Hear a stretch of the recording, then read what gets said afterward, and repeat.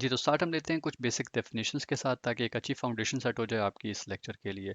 तो टॉपिक है हमारा डिसीजन मेकिंग, जिसको उर्दू में फ़ैसला साज़ी भी कहते हैं। हम अपनी डेली रूटीन में भी मुख्तलिफ मौक़ों पर कुछ फ़ैसले कर रहे होते हैं, कभी अच्छे होते हैं, कभी बुरे होते हैं। सिमिलरली अगर आप ऑफ़िस में हैं या किसी प्रोडक्शन साइट पर हैं, किसी मैन्युफैक्चरिंग इंडस्ट्री में हैं, तो या इवन सर्विसेज इंडस्ट्री में हैं, तो आपको मुख्तलिफ औक़ात में फ़ैसले करने पड़ रहे होते हैं, ख़ासतौर पर वो लोग जो कि सुपरवाइज़री या फिर मैनेजरियल रोल में होते हैं। तो ये टॉपिक जो है उसी को डिस्कस कर रहा होगा। कुछ कंपोनेंट्स देखते हैं कि पहले तो हमारे पास डिसीजन मेकर है, ठीक है। अब ये वो इंसान है जो कि फैसला कर रहा होता है। अब ये एक शख्स भी हो सकता है या फिर मुख्तलिफ जो है इंडिविजुअल्स का ग्रुप भी हो सकता है, दो या उससे ज़्यादा लोग भी हो सकते हैं जो ये फैसला साजी में इन्वॉल्व होते हैं, ठीक है, जिनको डिसीजन मेकर कहा जाता है। और इनको जो टास्क दिया रहता है, फ़र्ज़ करें अगर फ़ैसला करना है तो इनकी ख्वाहिश होती है कि बेस्ट से बेस्ट डिसीजन हो, अच्छे से अच्छा फ़ैसला हो। अगर आपने कंपनी के लिए प्रॉफिट्स कमाने हैं तो उनकी ख्वाहिश होती है कि कोई ऐसा फ़ैसला लिया जाए कि ज़्यादा से ज़्यादा मुनाफा हो। अगर पैसे बचाने हैं या कम पैसे कहीं लगाने हैं तो ख्वाहिश ये होती है कि कम से कम पैसे जो है वो लग रहे हों, ठीक है। फिर ये जो फैसला साजी के लिए आपके पास कुछ ना कुछ ऑप्शंस, कुछ चॉइसेस होती हैं, ठीक है, जिसमें से आपने कोई एक मुंतखब करना होता है। उनको ऑल्टरनेटिव या कोर्स ऑफ एक्शन कहते हैं, जिसको ए से डिनोट करते हैं हम, ठीक है। तो यहाँ पर आपके पास टेबल में मैंने एक रॉ टेबल बनाया हुआ है फॉर्म में, और एक ज़रा डिटेल्ड एग्जांपल के साथ गिवन है। तो जब भी टेबल में आपके पास ऑल्टरनेटिव या कोर्स ऑफ एक्शन या ए गिवन होगा, वो टेबल की इस साइड पे इस तरीके से गिवन होगा, ठीक है, इस कॉलम में गिवन होगा। यहाँ पर अभी मैंने तीन एग्जांपल के तौर पर A1 A2 A3 लिख दिए हैं। यहाँ पर एग्जांपल अगर आप देखें कि आपको कहा गया है कि जी आपने इन्वेस्टमेंट करनी है, आपके पास कुछ पैसे हैं, तो आपके पास क्या चॉइसेस हैं, क्या ऑल्टरनेटिव्स हैं जिसमें आपने इन्वेस्टमेंट करनी है। तो आप बॉन्ड्स में इन्वेस्ट कर सकते हैं, या स्टॉक्स में, या म्यूचुअल फंड्स में, ठीक है। तो ये तीनों जो है ये आपके पास ऑल्टरनेटिव्स हैं, इनमें से आपने कोई एक मुंतखब करना है डिसीजन, ठीक है। तो इनको ऑल्टरनेटिव्स या ए कहा जाता है। फिर हमारे पास सेकंड है जी स्टेट ऑफ नेचर एस। ये फ्यूचर इवेंट्स होते हैं। ये थोड़ी सी आपको ज़्यादा बेहतर शक्ल बता पाते हैं कि आप जो फैसला करने जा रहे होंगे उसका नतीजा क्या खज़ हो रहा होगा, ठीक है।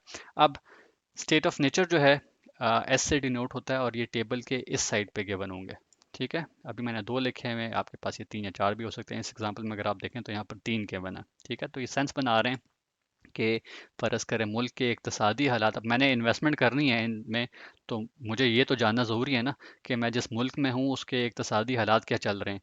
वो ग्रो कर रहे हैं, ठीक है, वो बस स्टेबल हैं, या वो मुल्क के इक़्तिसादी हालात ख़राब चल रहे हैं, ठीक है। क्योंकि अगर ये मुझे स्टेट ऑफ नेचर मालूम होंगी तो मुझे फ़ैसला करने में ज़रा आसानी होगी कि मुझे इन ऑप्शंस को चुनना भी है या नहीं चुनना, और इनमें से कौन सी बेहतर ऑप्शन को चुनना है, ठीक है।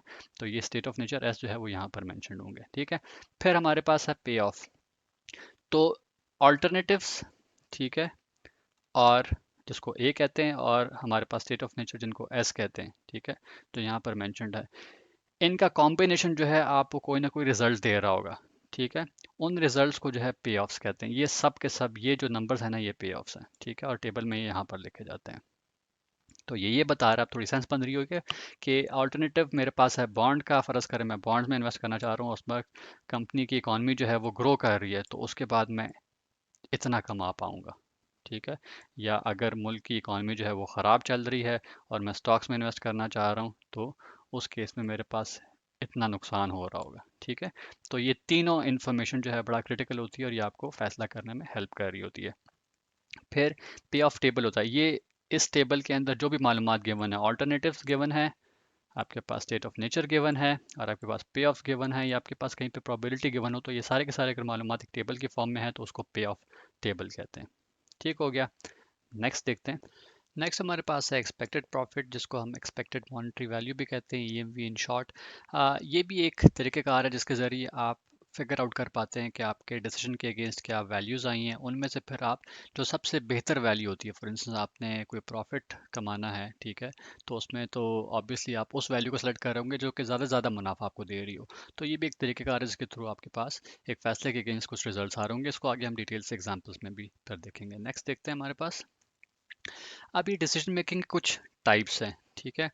इनको अगर मैं सिंपल वर्ड्स में एक्सप्लेन करूं तो एक डिसीजन मेकिंग होती है अंडर सर्टेनिटी। सर्टेनिटी ये होती है कि आपके पास परफेक्ट इंफॉर्मेशन होती है, आपको पता होता है कि मेरे पास ये ऑल्टरनेट्स हैं, ठीक है, स्टेट ऑफ नेचर भी आपके पास गिवन है, और वो क्या रिजल्ट दे रहे होंगे वो भी गिवन है। तो आपको पता होता है कि किस ऑल्टरनेट को चूज करूंगा तो उसका क्या नतीजा निकल रहा होगा। ठीक है, तो इसमें डिसीजन मेकिंग में बड़ी आसानी हो रही होती है। तो आप सर्टन होते हैं कि आपके पास जो है वो क्या फैसला निकल रहा होगा, किस फैसले का क्या नतीजा निकल रहा होगा। ठीक है, फिर हमारे पास है अंडर रिस्क कुछ डिसीजन मेकिंग होती है। अंडर रिस्क में ये होता है कि आपके पास कुछ मालूमात पूरी नहीं होती। ठीक है, इस केस में लिखा हुआ है कि आपके पास स्टेट ऑफ नेचर नहीं गिवन होगी। ठीक है, मालूमात इनकम्प्लीट हैं तो आपके पास ये तो है, ठीक है, आपके पास ये भी है, लेकिन आपके पास ये स्टेट ऑफ नेचर जो है ये नहीं है।